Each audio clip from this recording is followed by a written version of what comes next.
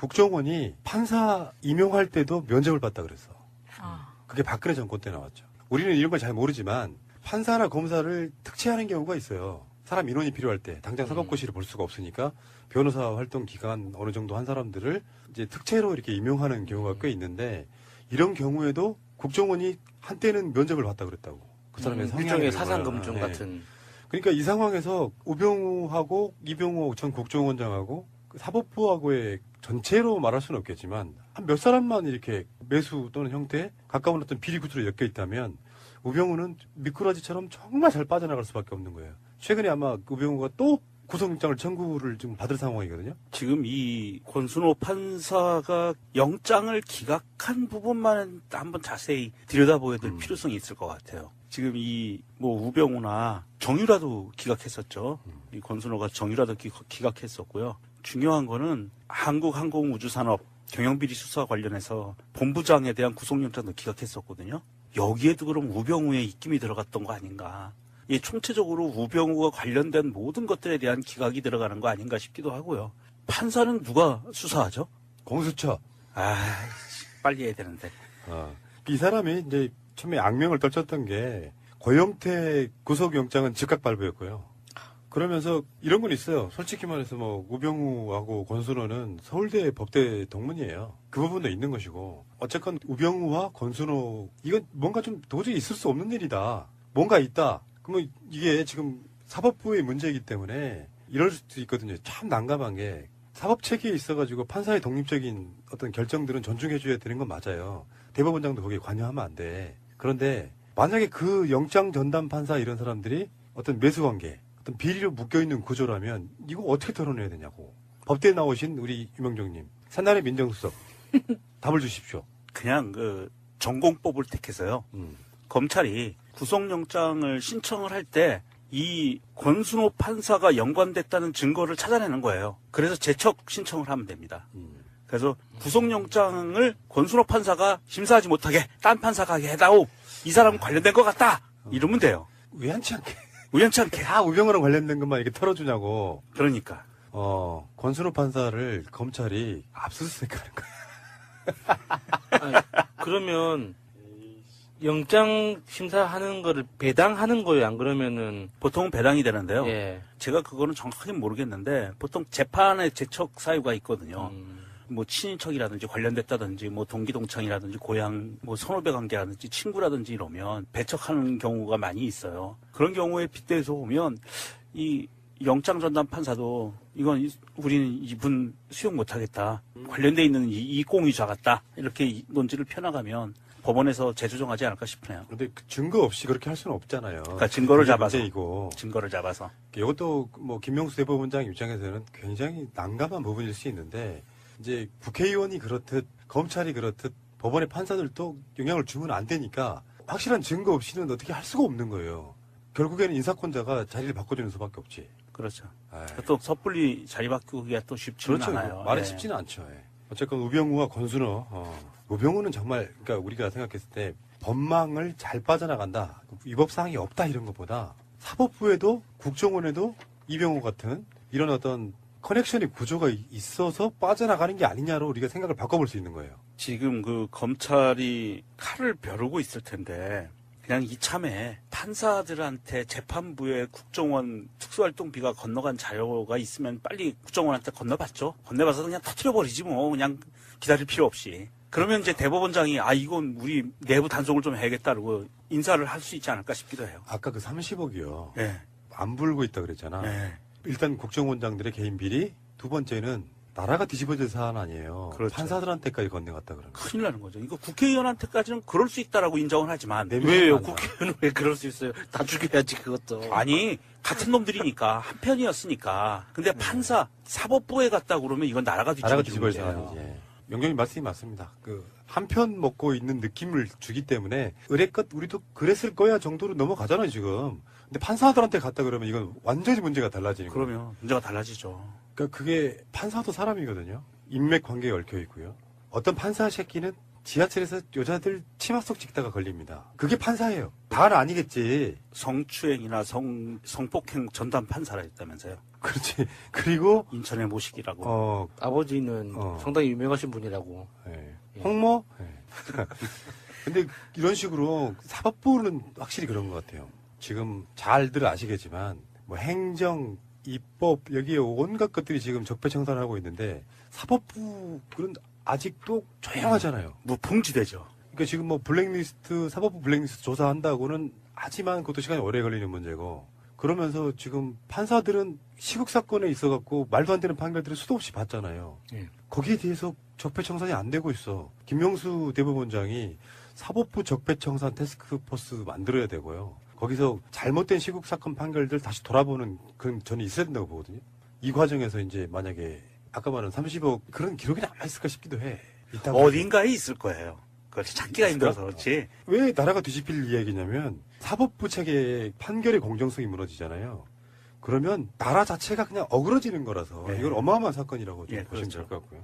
그래서 양승태 같은 느낌적 느낌은 박근혜 정부의 하수인 노릇한 사람이 대법원장을 끝났어도 말을 잘 못하고 있는 거예요. 그만큼 민감한 사안이다 이렇게 보고. 태광 실업 세무조사는 중대한 조사권 남용을 의심하지 않을 수 없다. 이게 노무현 대통령 돌아가시게 만든 사건이거든요. 조사가 끝나지도 않았는데 검찰에 고발해버려요. 이건 말이 안 되죠, 네. 진짜로. 그러면서 이게 이명박이 시절에 광우병 사태, 이게 이제 임기 초부터 터졌잖아요. 광우병 사태가. 그러면서 그때부터 이 이명박이가 노무현 대통령 돌아가시는 시점까지 끊임없이 자기들 소속돼 있는 정당의 어떤 문제들이 불거질 때마다 외교적인 문제가 불거질 때마다 참여정부를 공격하는 그런 이상한 검찰 수사들이 나와요.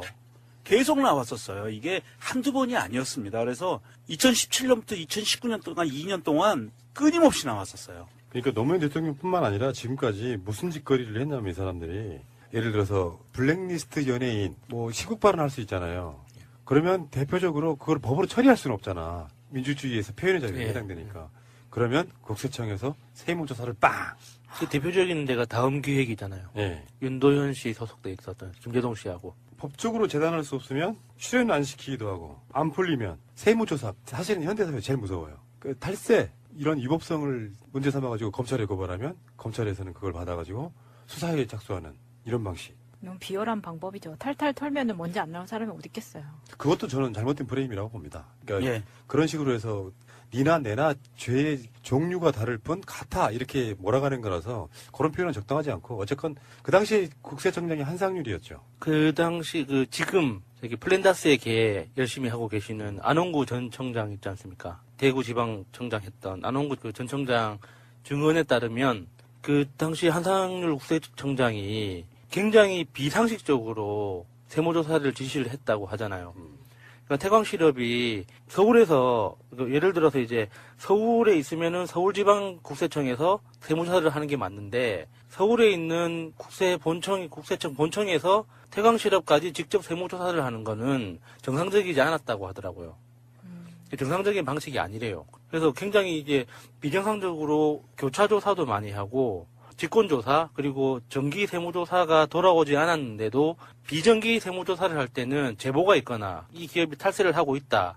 이 기업이 뭐 부정을 저지르고 있다라는 제보나 신고가 들어왔을 때 그 제보의 타당성을 확인한 다음에 조사를 들어가는 게 맞는데 정기 세무조사 기간이 돌아오지 않았는데도 불구하고 무작정 세무조사를 했다는 거죠. 안홍구 청장이 청장으로 있던 그 관할 지역에 있는 기업이었는데도 불구하고 본청에서 직접 세무조사를 했다는 이상하죠. 전체적인 정황상이. 그러니까 이것은 어떤 프레임을 짜놓고 유죄라는 어떤 프레임을 짜놓고 모든 수단 방법을 가리지 않고 불법적이지만서도 이 방향으로 갔던 거예요. 예. 이게 세무조사 중에 예. 검찰 고발을 했다는 건 그러니까. 진짜 말이 안 되는 거예요. 말도 안 되는 거고 예. 그래서 이거는 그 아까 마차님이 얘기하셨지만 탈탈 털만 뭐 먼지 안 나오는 사람이 있냐 이 말이 아니고 먼지 안 나오는 사람을 먼지가 묻게 만들어 버린 거죠. 먼지가 나도록 예. 먼지가 날 때까지 털어버리는 거죠. 그러니까 이야기 들어보면은 한상률이 노무현 정부 때 국세청의 요직은 다 거친 사람이에요. 거기서 성공한 사람이라고. 그리고 나서 전군표라고 전 국세청장이 이제 낙마를 내요. 어떤 사건에 연루돼가지고. 근데 한상률이 좀 그런 캐릭터라고 하더라고요. 그러니까 일종의 국세청에 있는 국정원 같은 거예요. 누구나 다 털면 털릴 것이다라는 어떤 전제하에 각종 정치권의 인물들의 비리들을 모아두고 있었던 그런 스타일.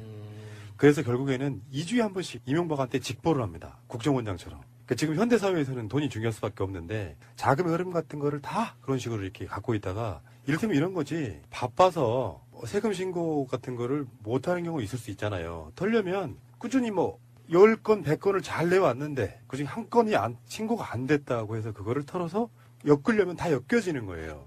이게 세금이라고 하는 게 이제 뭐 이런 부분이 있거든요. 뭐 연말 정산도 있고 직장인들 빼고 나면 자기 소득 신고를 직접 해야 되는 경우도 있고 그런데 일반인들 입장에서 또는 뭐 사업하는 사람들은 일단 회계사나 이런 걸 쓰긴 하지만 누락시킬 수 있는 부분들이 있어요. 의도하지 않더라도 까먹을 수 있잖아. 이런 것들을 딱 들여다보면 이렇게 보이잖아요. 그 사람들 돈의 흐름을 다 아니까. 네. 그럼 바로 그게 리스트가 돼가지고 딜령으로 써먹는 거예요. 국세행정개혁 TF 여기서 지금 말하는 게 바로 그 이야기를 하는 거예요. 중대한 조사권을 남용을 의심하지 않을 수 없다.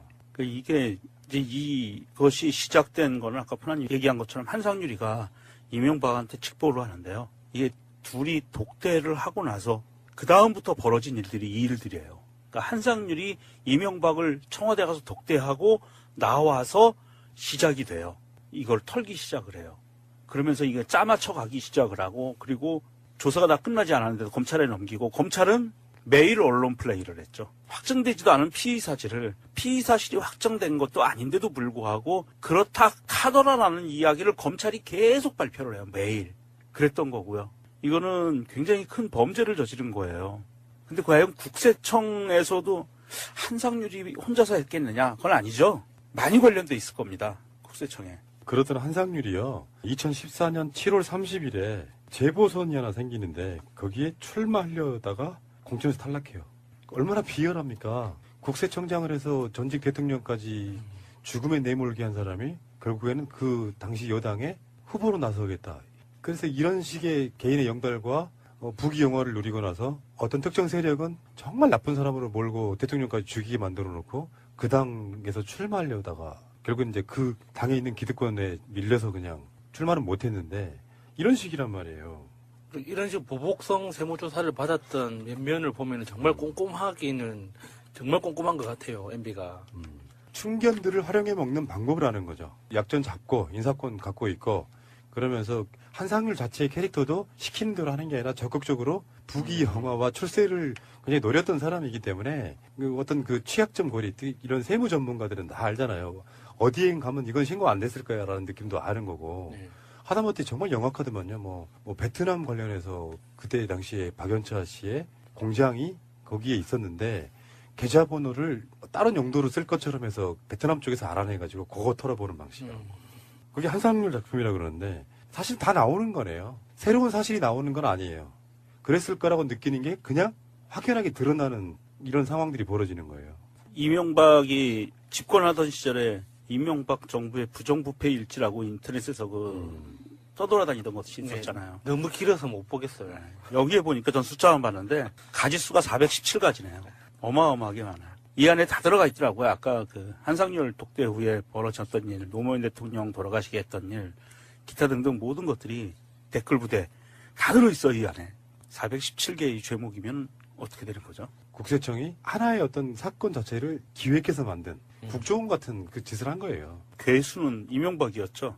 그래서 박연차로부터 노무현 대통령에게 정치자금을 줬다는 이야기를 얻어내는 거예요. 예. 박연차는 그걸 살아남기 위해서 비열하게 써먹는 것이고 그게 마치 뇌물인 것처럼. 그게 지금 홍준표나 이런 사람들이 최근에도 뭐 640만 달러 어쩌고저쩌고 이렇게 이야기하는 게 다 그거랑 연관이 있어요. 정적을 제거하기 위해서 흔히 말해서 정치 보복을 하기 위해서 국세청까지 동원했다는 증거가 이제 나온 거라고 보시면 되겠죠. 국세청 내에서 철저한 조사 끝에 조사가 끝나기도 전에 검찰이 고발해요. 대법원장이 이건 우리 내부 단속을 좀 해야겠다고 인사를 할 수 있지 않을까 싶기도 해요. 아까 그 30억이요. 네. 안 불고 있다 그랬잖아. 네. 일단 국정원장들의 개인 비리, 두 번째는 나라가 뒤집어질 사안 아니에요. 그렇죠. 판사들한테까지 건네갔다 그러는 거예요. 큰일 나는 거죠. 이거 국회의원한테까지는 그럴 수 있다라고 인정은 하지만 왜요? 국회의원은 왜 그럴 수 있어요? 다 죽여야지 그것도. 아니 같은 놈들이니까 한 편이었으니까. 근데 판사 사법부에 갔다 그러면 이건 나라가 나라가 뒤집어지는 뒤집어질 거예요. 사안이지. 영경님 말씀이 맞습니다. 한편 먹고 있는 느낌을 주기 때문에 의뢰껏 우리도 그랬을 거야 정도로 넘어가잖아요 지금. 근데 판사들한테 갔다 그러면 이건 완전히 문제가 달라지는 거예요. 그러면 문제가 달라지죠. 그러니까 그게 판사도 사람이거든요. 인맥 관계에 얽혀 있고요. 어떤 판사 새끼는 지하철에서 여자들 치마 속 찍다가 걸립니다. 그게 판사예요. 다는 아니겠지. 성추행이나 성폭행 전담 판사라 했다면서요. 그렇지. 그리고 인천의 모식이라고. 아버지는 어. 상당히 유명하신 분이라고. 예. 예. 홍모? 예.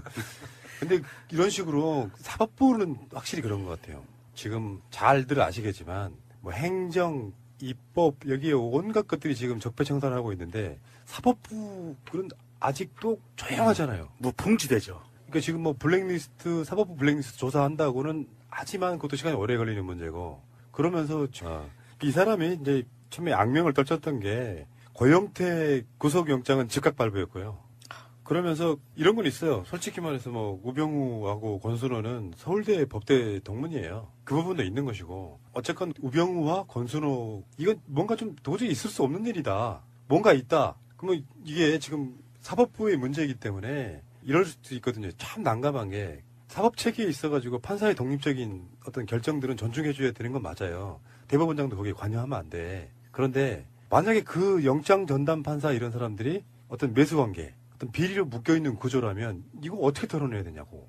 법대에 나오신 우리 유명정님, 새날의 민정수석 답을 주십시오. 그냥 그 전공법을 택해서요. 검찰이 구속영장을 신청을 할 때 이 권순호 판사가 연관됐다는 증거를 찾아내는 거예요. 그래서 재척 신청을 하면 됩니다. 그래서 구속영장을 권순호 판사가 심사하지 못하게 딴 판사가 하게 해다오. 이 사람은 관련된 것 같다. 이러면 돼요. 우연치 않게. 우연치 않게. 다 우병우랑 관련된 것만 이렇게 털어주냐고. 그러니까. 권순호 판사를 검찰이 압수수색하는 거야. 아니, 그러면 영장 심사하는 거를 배당하는 거예요? 안 그러면은 보통은 배당이 되는데요. 예. 국정원이 판사 임용할 때도 면접을 받다 그랬어. 아, 그게 박근혜 정권 때 나왔죠. 우리는 이런 걸 잘 모르지만 판사나 검사를 특채하는 경우가 있어요. 사람 인원이 필요할 때 당장 사법고시를 볼 수가 없으니까 변호사 활동 기간 어느 정도 한 사람들을 이제 특채로 이렇게 임용하는 경우가 꽤 있는데 이런 경우에도 국정원이 한때는 면접을 받다 그랬다고. 그 사람의 성향에 일종의 대해서. 사상검증 네. 같은.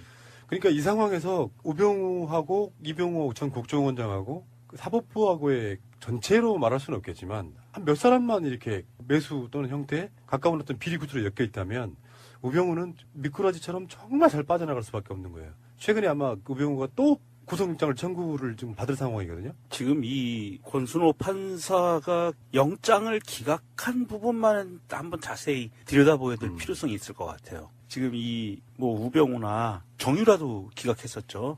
이 권순호가 정유라도 기각했었고요. 중요한 거는 한국항공우주산업 경영비리 수사 관련해서 본부장에 대한 구속영장도 기각했었거든요. 여기에도 그럼 우병우의 입김이 들어갔던 거 아닌가. 이 총체적으로 우병우가 관련된 모든 것들에 대한 기각이 들어가는 거 아닌가 싶기도 하고요. 판사는 누가 수사하죠? 공수처. 빨리 해야 되는데. 지금 판사들은 시국 사건에 있어갖고 말도 안 되는 판결들을 수도 없이 봤잖아요. 예. 거기에 대해서 적폐청산이 안 되고 있어. 김명수 대법원장이 사법부 적폐청산 태스크포스 만들어야 되고요. 거기서 잘못된 시국 사건 판결들 다시 돌아보는 그런 저는 있어야 된다고 보거든요. 이 과정에서 이제 만약에 아까 말한 30억 그런 기록이 남아있을까 싶기도 해. 있다고. 어딘가에 있을 거예요. 그걸 찾기가 힘들어서 그렇지. 왜 나라가 뒤집힐 이야기냐면 사법부 체계의 판결의 공정성이 무너지잖아요. 그러면 나라 자체가 그냥 어그러지는 거라서 네. 이건 어마어마한 사건이라고 좀 예, 보시면 그렇죠. 될 것 같고요. 그래서 양승태 같은 느낌적 느낌은 박근혜 정부의 하수인 노릇한 사람이 대법원장을 끝났어도 말을 잘 못하고 있는 거예요. 그만큼 민감한 사안이다 이렇게 보고. 태광 실업 세무조사는 중대한 조사권 남용을 의심하지 않을 수 없다. 이게 노무현 대통령 돌아가시게 만든 사건이거든요. 조사가 끝나지도 않았는데 검찰에 고발해버려요. 이건 말이 안 되죠, 네. 진짜로. 그러면서 이게 이명박이 시절에 광우병 사태, 이게 이제 임기 초부터 터졌잖아요. 광우병 사태가. 그러면서 그때부터 이 이명박이가 노무현 대통령 돌아가시는 시점까지 끊임없이 자기들 소속돼 있는 정당의 어떤 문제들이 불거질 때마다, 외교적인 문제가 불거질 때마다 참여정부를 공격하는 그런 이상한 검찰 수사, 제가 그거는 정확하게 모르겠는데 보통 재판에 재척 사유가 있거든요. 뭐 친인척이라든지 관련됐다든지 뭐 동기동창이라든지 고향 뭐 선후배 관계라든지 친구라든지 이러면 배척하는 경우가 많이 있어요. 그런 경우에 빗대서 보면 이 영장 전담 판사도 이건 우리는 이분 수용 못하겠다. 관련돼 있는 이 공유자 같다. 이렇게 논지를 펴나가면 법원에서 재조정하지 않을까 싶네요. 근데 그 증거 없이 그렇게 할 수는 없잖아요. 그러니까 증거를 그게 잡아서. 문제이고. 증거를 잡아서. 이것도 뭐 김명수 대법원장 입장에서는 굉장히 난감한 부분일 수 있는데 이제 국회의원이 그렇듯 검찰이 그렇듯 법원의 판사들도 영향을 주면 안 되니까 확실한 증거 없이는 어떻게 할 수가 없는 거예요. 결국에는 인사권자가 자리를 바꿔주는 수밖에 없지. 그렇죠. 아이, 또 섣불리 자리 바꾸기가 또 쉽지는 그렇죠. 않아요. 말이 예. 쉽지는 않죠. 예. 어쨌건 우병우와 권순호. 우병우는 정말 그러니까 우리가 생각했을 때 법망을 잘 빠져나간다. 위법 사항이 없다 이런 것보다 사법부에도 국정원에도 이병우 같은 이런 어떤 커넥션의 구조가 있어서 빠져나가는 게 아니냐로 우리가 생각을 바꿔볼 수 있는 거예요. 지금 그 검찰이 칼을 벼르고 있을 텐데 그냥 이참에 판사들한테 재판부에 국정원 특수활동비가 건너간 자료가 있으면 빨리 국정원한테 건너봤죠. 건네봐서 그냥 터트려버리지 뭐. 그냥 기다릴 필요 없이. 그러면 이제